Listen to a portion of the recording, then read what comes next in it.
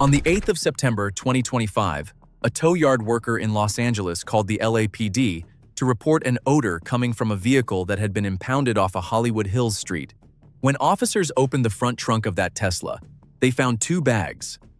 Inside those bags were the dismembered remains of a 14-year-old girl named Celeste Rivas Hernandez.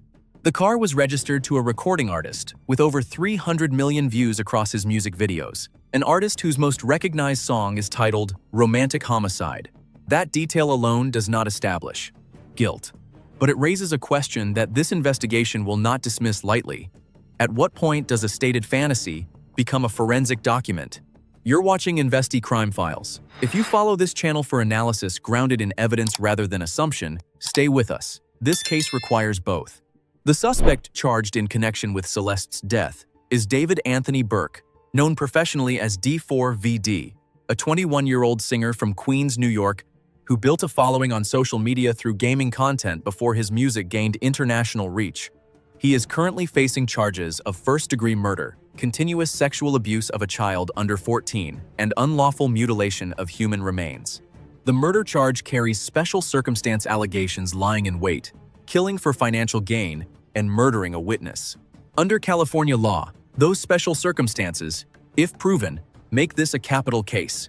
Burke has pleaded not guilty. His defense attorney, Blair Burke, stated that evidence will show he did not murder Celeste Rivas Hernandez and was not the cause of her death. That is the legal perimeter. Now we go inside it. Celeste Abigail Rivas Hernandez was born on the 7th of September 2010 in Lake Elsinore, California. She was the daughter of parents who had immigrated from El Salvador. She was 14 years old. A neighbor who knew her family described her as a daughter, a sister, a friend, a young girl trying to figure out life who never got to grow up. Her missing persons poster, filed multiple times in the final year of her life with the Riverside County Sheriff's Office, noted she was last seen wearing Hello Kitty slippers. Her body was discovered on the 8th of September 2025, one day after what would have been her 15th birthday. That is who was found in that car. That context does not leave the investigation. The first question any serious forensic inquiry must ask is not who did this, it is what this crime actually looks like when examined without assumption. Because what the physical evidence presents is considerably more complex than initial headlines suggest, and that complexity is where the investigation becomes most informative.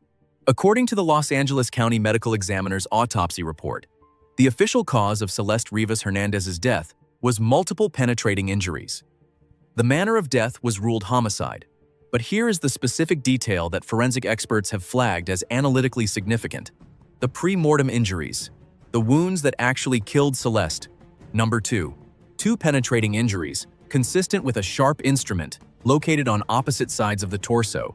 Everything else observed on the body, the dismemberment, the separation into bags, the condition of the remains, occurred post-mortem. This is not a minor distinction. It is the distinction that shapes everything else in this investigation. When forensic experts examine wound placement, they are not only establishing cause of death, they are reconstructing the geometry of the attack, the relative position of the victim, and the perpetrator at the moment of contact. In this case, the autopsy sketch documents 2 separate wounds on 2 separate sides of the body. 1 wound left of the midline, 1 wound right of the midline. The biomechanical question this raises is direct. From which position is it most mechanically natural to produce that wound pattern? Expert analysis reviewed in connection with this case argues that producing injuries on both sides of the torso is considerably more achievable if the perpetrator is positioned behind the victim, not facing them. A stabbing motion from behind, potentially combined with a restraining hold, would allow a right-handed individual to access both sides of the torso without the resistance that a face-to-face confrontation would typically generate. This interpretation, if supported by the full forensic record, aligns precisely with the prosecution's lying-in-wait special circumstance allegation. But before drawing that conclusion, a critical variable must be addressed. Did Celeste have the opportunity to respond? Established pain physiology offers a partial answer. The sensation of physical pain is neurologically registered through pressure, the amount of surface area contact an object makes with the body.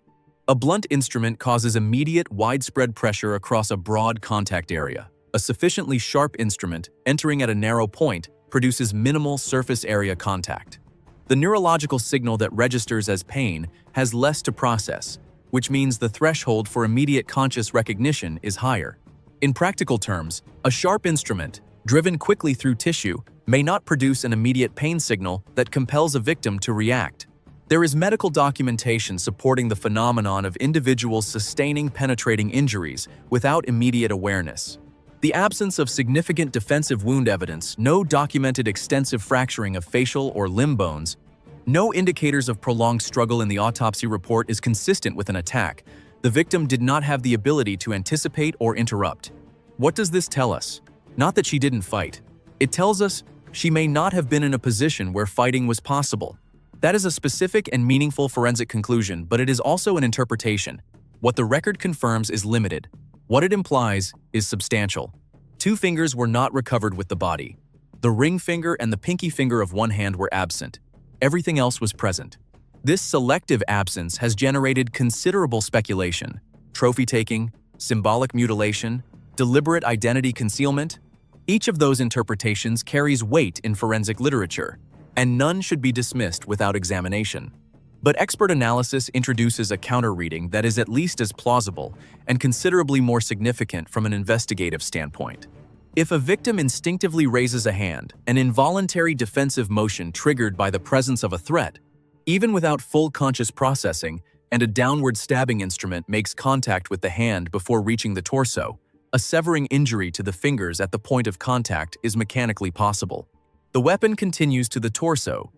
The fingers, separated by the initial contact, are not retained in the same location as the body. This reading, if accurate, does not indicate ritual. It indicates time's location. It may tell investigators where Celeste was standing at the moment the attack began. And where she was standing, what room she was in, what her position was relative to the door and to the perpetrator, is potentially the single most important unresolved forensic question in this case. There is one additional detail. A tattoo on an intact finger on Celeste's hand was confirmed to match a tattoo associated with the suspect. If the goal of removing those 2 fingers was to prevent identification, it failed comprehensively. The body was identified. The connection to Burke was established through physical evidence that was, by all accounts, not concealed. If you're finding this analysis useful, Investi Crime Files publishes full investigative breakdowns as cases develop. Subscribe now, and you won't miss the next update in this case. To understand what the prosecution is attempting to establish, it is necessary to reconstruct the 48 hours preceding the discovery of Celeste's remains in Burke's garage, a discovery that, according to court filings, was made during a search warrant executed at his Hollywood Hills property on the 18th of September, 2025, approximately 10 days after her remains were found in the vehicle. Prosecutors have alleged the following sequence of events, and it is important to distinguish between what is alleged and what is confirmed in the public record. On the evening of the 22nd of April, 2025, a sustained text message exchange took place between Burke and Celeste. Prosecutors described the content as a confrontation, Celeste expressing frustration with the nature of their relationship, which she characterized in a March 2025 text as primarily sexual, and threatening to disclose information about her relationship with Burke publicly. His debut album, Withered, was scheduled for release on April 25th, 3 days later. His Wither Tour presale was set to launch the same day. According to prosecutors, Burke sent an Uber to collect Celeste from her Lake Elsinore home at approximately 8:40 p.m. on April 23rd. She arrived at his Hollywood Hills home at approximately 10:10 p.m. At approximately 10:30 p.m. that same night, Burke sent text messages to Celeste that prosecutors allege were part of a premeditated cover-up because she was already deceased by that time. The prosecution has also alleged that Burke ordered 2 chainsaws, a body bag, and an inflatable pool on Amazon using a false name. Investigators say fragments consistent with that inflatable pool were identified in cut wounds on Celeste's body. A shovel was allegedly ordered via Postmates and delivered to the property.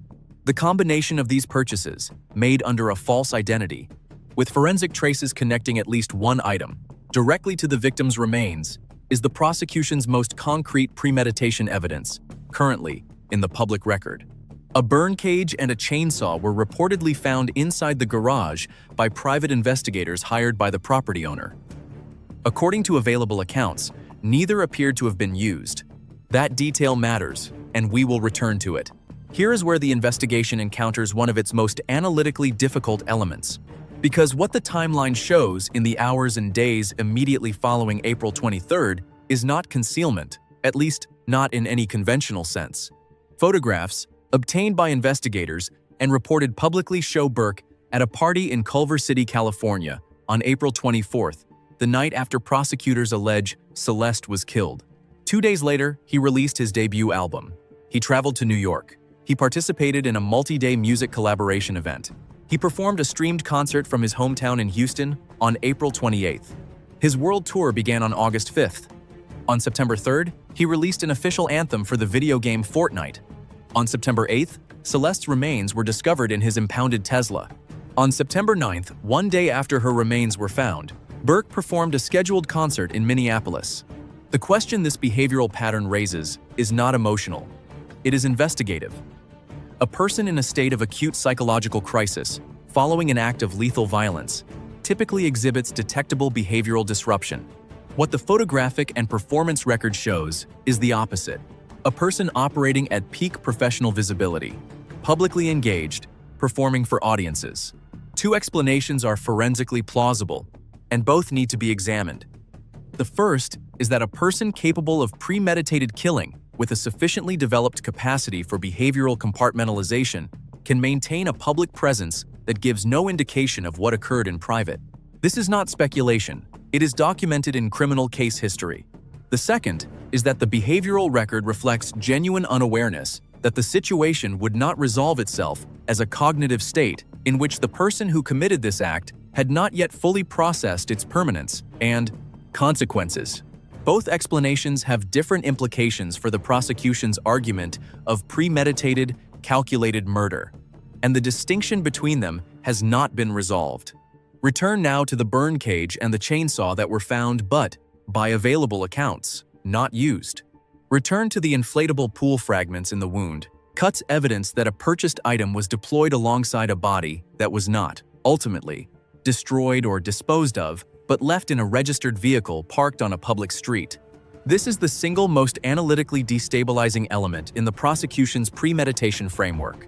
Because the prosecution's theory requires a person of sufficient forward calculation to send an Uber as cover, text a dead girl to establish an alibi timeline, order disposal materials under a false name, and attempt to destroy evidence in Santa Barbara County. That is a meaningful chain of deliberate action. But that same person left the body of a 14-year-old girl in the front trunk of a Tesla, registered in his own name, parked on a street in the neighborhood where he lived, for what prosecutors allege was several weeks and possibly months, long enough for neighbors to notice an odor, long enough for the vehicle to be towed, long enough for a tow yard worker to call the police. Expert analysis identifies what forensic psychologists call cognitive overload, a state in which the weight of multiple, simultaneous decisions, each with catastrophic consequence, produces a functional paralysis in which no times decision is made. The burn cage is found, the chainsaw is present, the plans, whatever they were not executed, and the body remained. One additional investigative consideration has been raised and cannot be dismissed: the possibility that multiple individuals were involved in the disposal phase.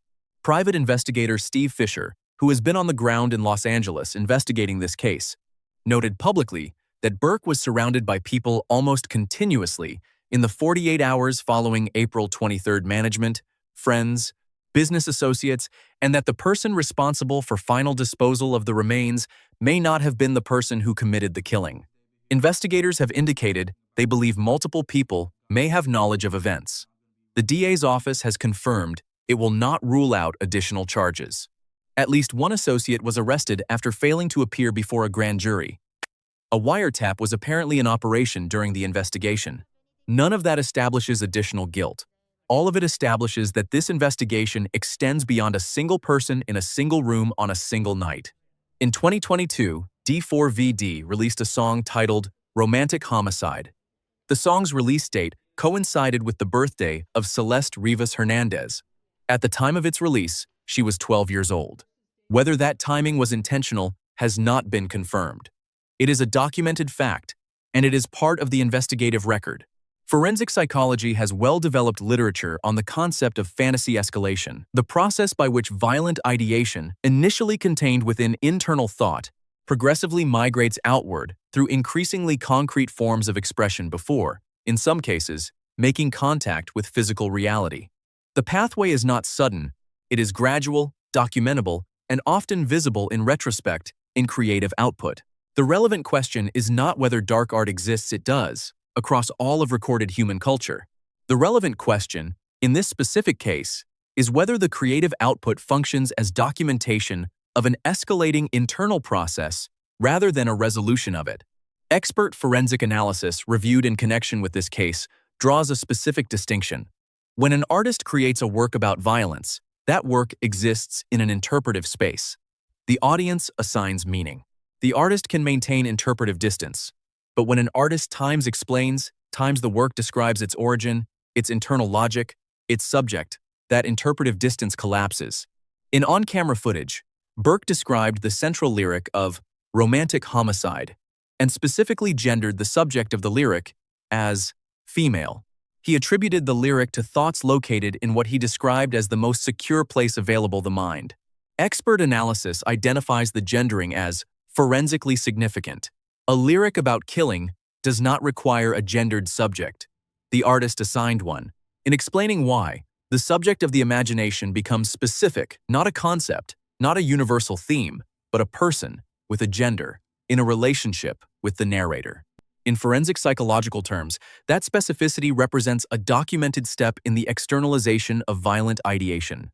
Burke also developed an alter ego character, D4vd, derived from the Japanese word for pain, described publicly as a detective who commits crimes and then solves them. The character appears in his creative work blindfolded, in clothing that appears blood-covered. Expert analysis frames the detective-killer duality as a psychological mechanism. The detective construct provides social legitimacy and a mask of law and order, while the killer construct provides the psychological space for violent rehearsal. The character solves the crimes he commits, which, in forensic psychological terms, represents a fantasy of complete control, perpetrate the act, and escape consequence within the same enclosed narrative. This is not confirmation of anything. Art is not a confession. But when creative output is this specific, this sustained, and this structurally aligned with an alleged act that occurs 3 years later, it becomes, at minimum, a documented record of what was in the mind of the person who created it. And that record is now part of the prosecution's evidence architecture. The prosecution has charged Burke with murder under a special circumstance of killing for financial gain, a charge that, in the context of this case, is understood to include the silencing of a witness to protect a career. The financial timeline is important here. On the 23rd of April, 2025, the day prosecutors allege Celeste was killed, Burke had just returned from performing at Coachella. His debut album was 3 days from release. Pre-sale tickets for his world tour were set to go live the same day as the album. According to available reporting, he was generating substantial revenue.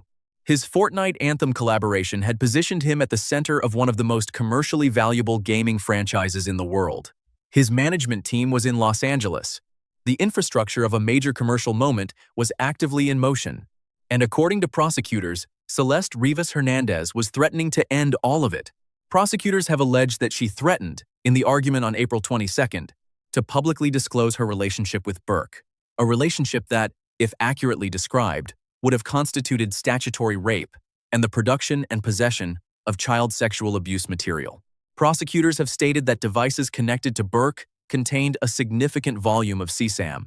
Those charges, if proven at trial, would not only end a career, they would constitute federal criminal exposure of a magnitude that careers are the least of the consequences. The prosecution's theory, stated plainly, is this.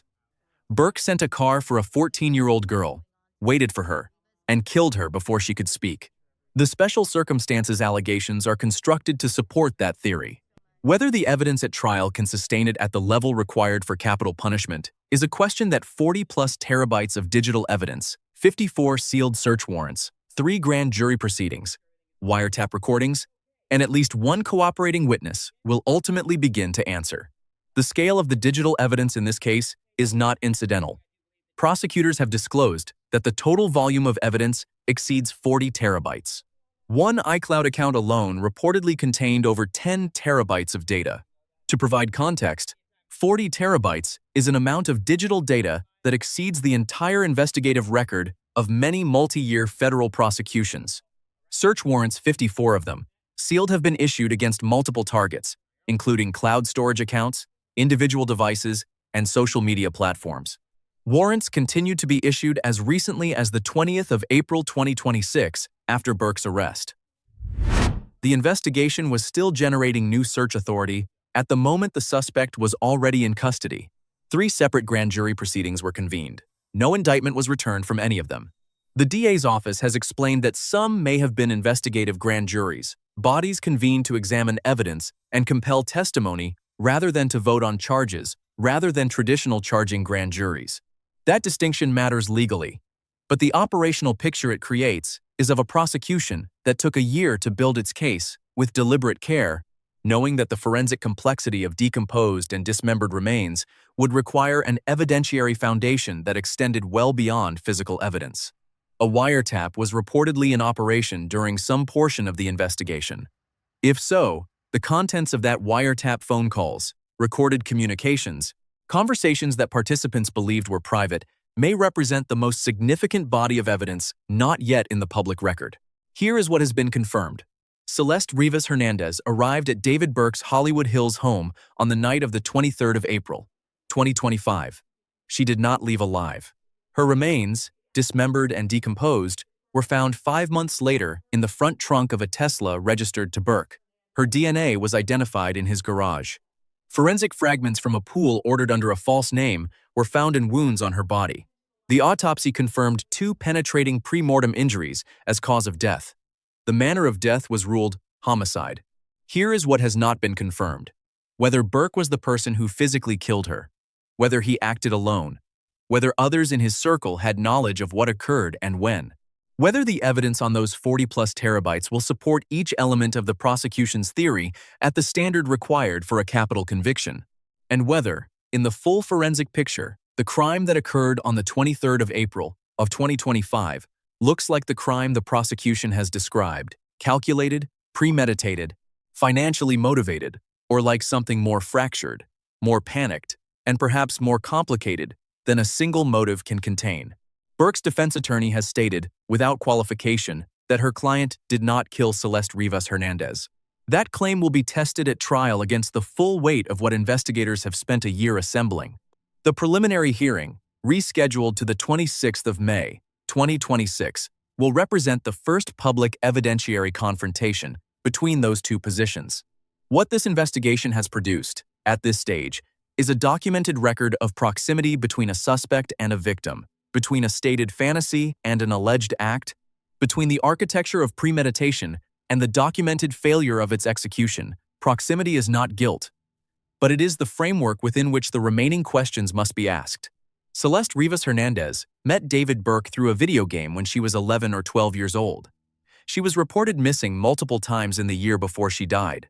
She was in a relationship with a person who was legally an adult, and she was not, under any reading of California law, in a position to consent to what prosecutors allege occurred between them. She sent a text message in March 2025 saying she wanted more for herself than what she was being given. 2 months later, by the prosecution's account, she was dead. The investigation into who killed her, how, and whether anyone else knew is not closed. It is active, and it is unlikely to be simple. Investi Crime Files will continue covering this case as the preliminary hearing approaches and evidence enters the public record. Subscribe now so you're notified the moment we publish our next update. This investigation is far from over, and neither is ours.